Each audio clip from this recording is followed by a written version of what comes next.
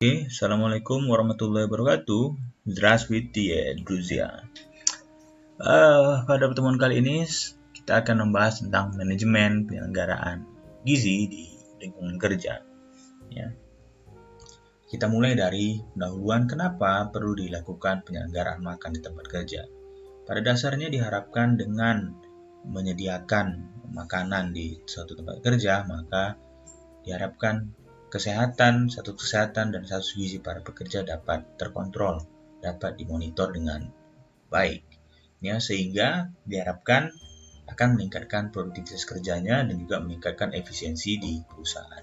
Maksudnya efisiensi adalah apakah benar biaya yang dikeluarkan untuk penyelenggaraan makanan ini jauh lebih efisien dibandingkan jika harus perusahaan mengeluarkan biaya untuk biaya berobat atau biaya konsultasi dokter, atau biaya karena yang hilang, potensi keuntungan yang hilang akibat banyak karyawan yang tidak masuk akibat sakit yang berulang-ulang.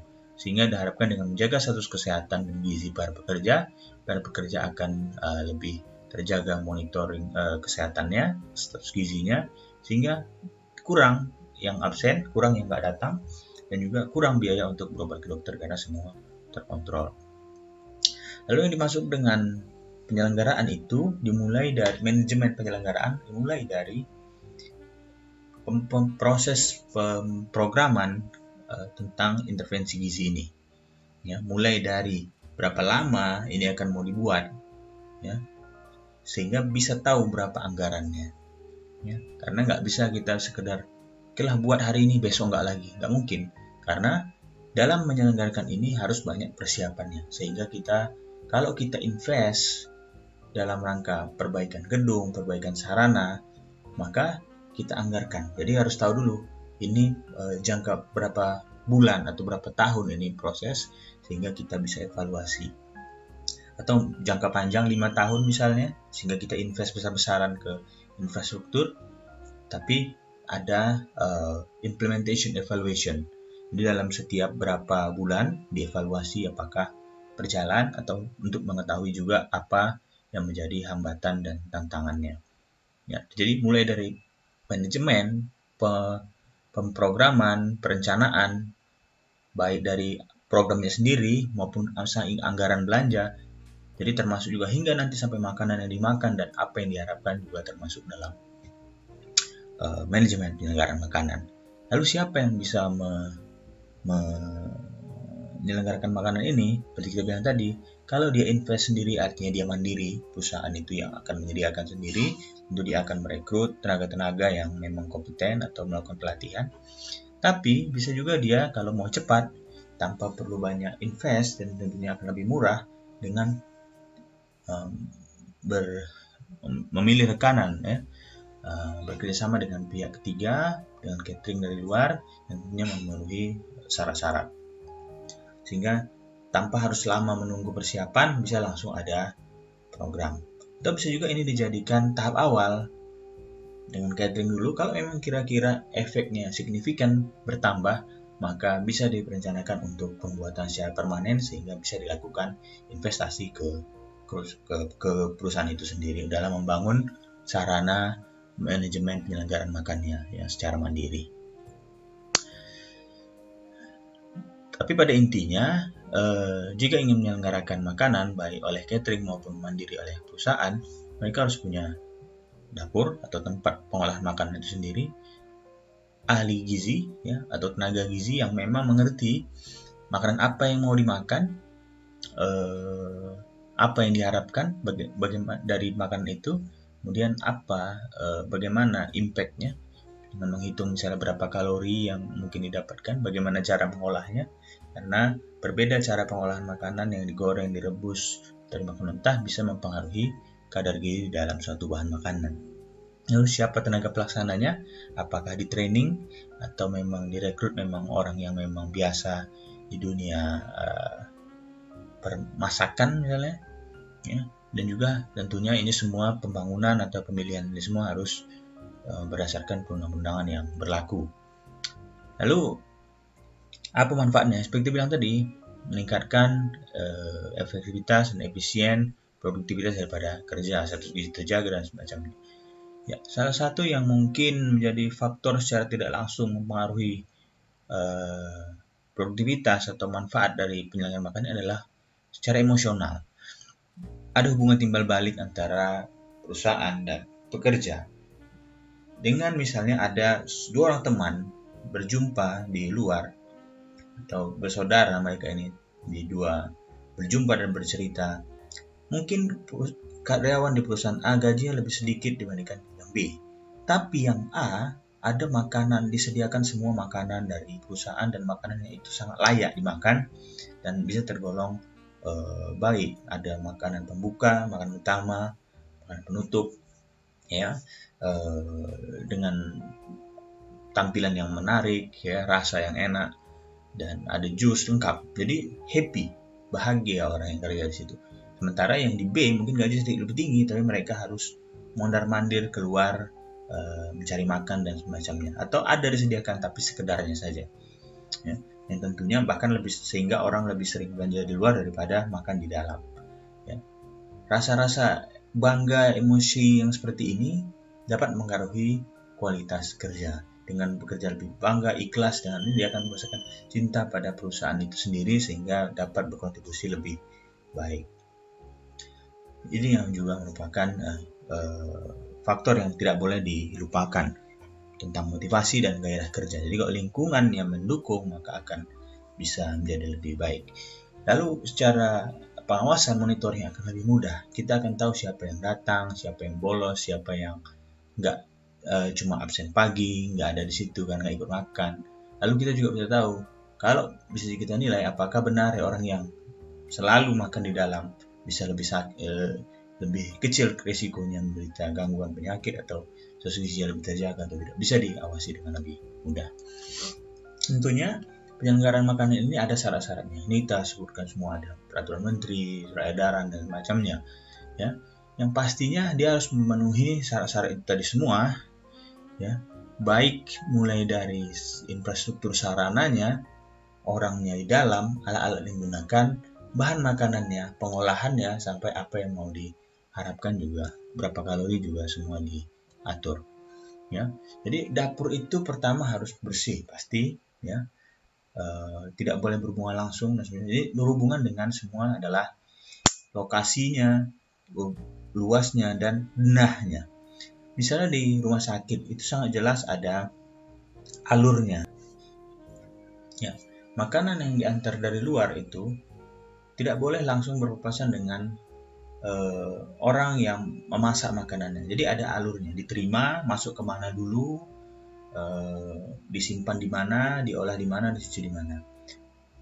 Sebagai gambaran bahwa misalnya pisau yang digunakan untuk memotong sayur dan buah harus berbeda dengan potong yang memotong ayam, daging, ikan, dan sebagainya. Juga misalnya tempat penyimpanan sayur, kulkasnya berbeda dengan tempat penyimpanan daging dan ayam misalnya. Lalu menu-menu yang disediakan juga harus memenuhi syarat-syarat kesehatan. Inilah kenapa perlu ada ahli gizi atau orang kesehatan yang mengerti tentang apa yang harus dimakan, bagaimana cara memasaknya, dan berapa kalori yang diharapkan dari makanan yang dimakan. Ya, sehingga dia harus bisa malah untuk menunjang produktivitas, bukan malah membuat dia menjadi penyakit. Ya. Kemudian lagi harus menggunakan alat-alat proteksi, ya, supaya tidak mengontaminasi makanan saat diolah. Jangankan orangnya, sedangkan alat yang dipakai saja berbeda-beda, bisa dibedakan dengan membedakan gagang warna pisau misalnya, sehingga tidak tertukar pisau yang mau digunakan untuk sayur dan daging misalnya. Jadi apalagi orang yang menggunakannya. Jadi beda orang yang mengolah makanan tertentu dengan yang lainnya. Yang motong-motong dengan yang menggoreng misalnya itu berbeda juga. Dan juga harus menggunakan masker tutup kepala supaya tidak mengontaminasi makanannya. Kemudian lebih lanjut lagi bahwa orang yang mau mengolah makanannya tadi harus memang bebas dari penyakit. Itulah kenapa tadi di depan kita bilang lebih mudah memonitor. Karena ini yang mereka makan juga adalah yang mereka masak adalah apa yang mereka makan juga nantinya. Karena mereka juga terjadinya adalah karyawan di perusahaan itu, ya kan? Jadi mereka harus juga tetap sehat, ya, diatur, di monitor kesehatannya, misalnya apakah mereka patuh kuku atau enggak, ya kan, cuci tangan enggak sebelum mengolah makanan, ya kan, karena penyakit-penyakit seperti hepatitis A sering terjadi di tempat-tempat yang menyelenggarakan makanan seperti ini, yang kebanyakan adalah terkontaminasi dari food handler. Kuku food handler panjang, ada kuman-kuman di situ, ada virus-virus, dia masak kurang bagus sehingga menginfeksi semua orang yang ada di situ. Makanya harus hati-hati juga dalam menyelenggarkan makanan, karena maksud hati ingin meningkatkan kesehatan, menjaga kesehatan, tapi malah bisa juga kalau tidak bagus-bagus dikerjakan dapat malah menimbulkan masalah kesehatan, ya, food poisoning istilahnya. Ya, mereka harus menggunakan alat-alat pelindung, ya, supaya tidak mengkontaminasi, dan juga status kesehatan harus dijaga, dikontrol. Jangan pula yang lagi flu, lagi batuk, ya, lagi COVID pula lagi kerja, jadi harus benar-benar diatur. Lalu dalam rangka tempatnya, baik tadi dapurnya sudah, sekarang tempat makanannya. Jadi ada perusahaan yang memang kantinnya atau tempat makannya memang hanya untuk karyawan, petugas, tapi ada juga yang bergabung dengan masyarakat umum yang datang atau pengunjung. Ini juga harus diperhatikan, misalnya pada konteks rumah sakit yang paling perlu diperhatikan. Kenapa? Karena misalnya bisa saja misalnya ada dokter atau ada staf medis, perawat yang ada di situ makan di kantin, tentu dia akan sudah pernah terpapar biological hazard, kuman, virus yang ada di pakaiannya, ya kan, karena mereka berkontak dengan pasien. Lalu di situ juga ada orang dari luar yang nggak tahu apa-apa, dan bisa saja mereka terekspos dengan biological hazard yang ada dari pakaian si staf medis tadi, dan dia membawanya pulang ke rumah. Atau bisa juga kebalikannya, orang yang dari luar tadi membawa kuman yang entah dari mana datangnya, masuk ke kantin tadi, dan dia mengekspos secara tidak sengaja kepada staf medis yang nantinya akan membawa kuman ini saat dia visite ke pasien, dan pasien ini terekspos oleh kuman si pengunjung yang tadi. Jadi benar-benar harus diperhatikan kantin dan ruang makan ini, apakah kalau disatukan bagaimana, kalau dibedakan pun bagaimana. Jadi harus ada tahu aturan-aturannya, kapasitas berapa orang, apalagi ini sedang COVID, jelas ada physical distancing. Kenapa 1 meter? Karena dulu katanya droplet, nggak sampai 2 meter dia akan jatuh ke bawah, tapi sekarang ini dengan mutasi-mutasi, sekarang sudah ada katanya airborne, bisa melayang-layang segala macam, jadi tetap harus, makanya dimana-mana sekarang harus menggunakan masker. Kalaupun jarak jauh dia masih bisa terbang, makanya pakai masker. Kalaupun udah pakai masker, imun harus dijaga, karena mana tahu masih ada yang masuk, badan kita bisa melawannya. Begitu kira-kira.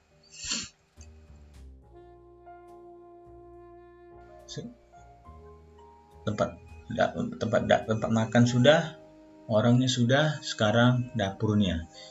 Seperti bilang tadi, bahwa mereka punya denah tersendiri supaya alurnya ini bagus, tidak terkontaminasi bahan makanan yang masuk, tidak mengkontaminasi makanan yang sedang dimasak misalnya. Dan juga mereka harus punya ventilasi, tekanan di ruangan itu apakah positif atau negatif, ada exhaust fan segala macam, dan juga harus bebas hama, nggak ada tikus, nggak ada semut-semut, karena ada lalat, nyamuk dan segala macam, karena itu berpotensi mengkontaminasi makanan, ya. Jadi dan juga misalnya jarak antara memasak dan toilet juga harus diatur, tidak boleh bersebelahan dan macam, karena dikhawatirkan ada pipa yang bocor dari toilet yang bisa mengontaminasi daripada pipa air di dapur, sehingga mengontaminasi, bahaya. Jadi benar-benar harus diperhatikan sampai. Makanya jika ingin menginvestasi, benar-benar harus dihitung. Apakah investasi perlu biaya, perlu budget, maka diperkirakan ini program mau berapa lama. Karena jangan baru dibuat sebulan, gagal, batal, investasi yang sudah dibuat sia-sia karena nggak berjalan dengan baik. Oleh karena itu, salah satu solusinya yang mudah adalah dengan berkoordinasi dengan catering yang memang sudah biasa, yang juga telah memenuhi persyaratan-persyaratan yang ada, ya, seperti hygiene, sanitasi, petugasnya sudah mendapat training, pakai alat semua lengkap, sudah terjamin punya sertifikat, seperti yang ada misalnya pada perusahaan-perusahaan maskapai penerbangan. Kalau kita naik pesawat tuh ada makanannya yang udah jadi tuh, itu biasanya mereka kerjasama dengan catering dari luar yang memang spesialisasi di bidang makanan untuk pesawat, ya, jadi nggak sembarangan juga ada itunya. Makanya mereka bisa kerjasama dan mereka nggak perlu invest besar-besaran di infrastruktur. Cuma nanti misalnya jika ini didapatkan misalnya bagus, misalnya perusahaan atau rumah sakit, bagus nih program dengan catering, kita pakai intervensi gizi ini, bagus, maka kita buat catering sendiri di dalam, dan itu memang butuh biaya dan waktu. Oleh karena itu harus benar-benar matang perencanaan programnya. Itulah kenapa manajemen penyelenggaraan gizi dimulai dari awal perencanaan program sampai apa yang mau dimakan.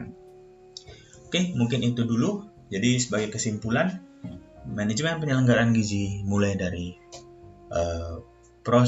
planning program intervensi gizi yang mau dilakukan berapa lama, apa yang diharapkan, sehingga kita bisa menghitung anggaran yang dibutuhkan, apa yang mau diberikan, apakah pagi, siang, malam, atau siang saja, tergantung jenis perusahaannya, apakah shift-shiftan atau hanya jam kerja, pagi sampai sore, itu juga harus dihitung. Apakah yang mau diberikan lengkap dari makanan pembuka, makanan utama hingga penutup dengan snack, atau hanya makanan pokoknya saja. Jadi semua itu harus dihitung dan diharapkan berapa kalori yang didapatkan, sehingga bisa diestimasi juga berapa produktivitas yang diharapkan dan efisiensi yang dihasilkan dari program ini. Dan semua harus memenuhi peraturan perundang-undangan dan peraturan yang berlaku. Dapurnya, tempat makannya, orangnya, alat-alat yang digunakan, makanan apa yang dimakan, pengolahannya, apa yang diharapkan dari gizi yang dimakan, itu semua ada ahli-ahlinya dan harus memenuhi persyaratan yang tadi disebutkan. Oke, mungkin itu dulu. Terima kasih telah mendengarkan. Sampai jumpa di pertemuan berikutnya. Assalamualaikum warahmatullahi wabarakatuh. Desvidania.